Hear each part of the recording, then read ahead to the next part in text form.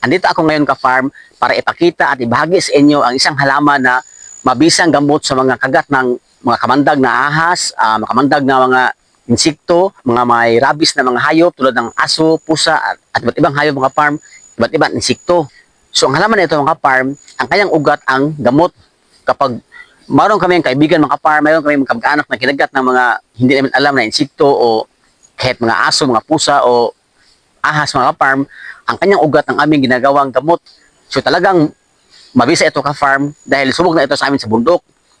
So nais ko ipakita sa inyo mga farm, nais ko ibahagi sa inyo ay halaman pa lang ganito na panggamot sa mga poisonous na mga hayop at mga poisonous na mga insekto, makamandag na mga hayop at mga may rabies na mga hayop.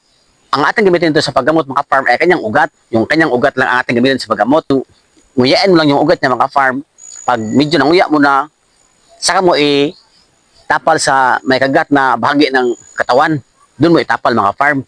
Yun ang pamaraan nito sa amin dito sa bundok mga farm. O pwede mo rin siyang itiktikin farm kapag minuya mo ang ugat nito mga farm. Ang lasa niya ay medyo maanghang. Mayroon din siyang bawal mga farm. Ito.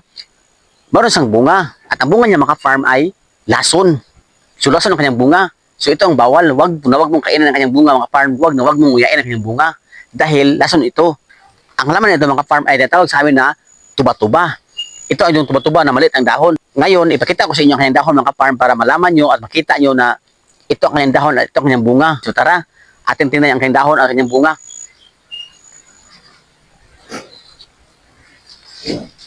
So ito na mga farm. Oh. Ito ang kanyang dahon mga farm at ito ang kanyang bunga. Ayun. So ito ang kanyang mga bunga mga farm na hindi mo pwedeng kainin. Ayan. So kanyang dahon, oh, ayan, makita nyo. Basta ang gamot ito mga farm ay kanya lang ugat. Ugat lang gamot nito.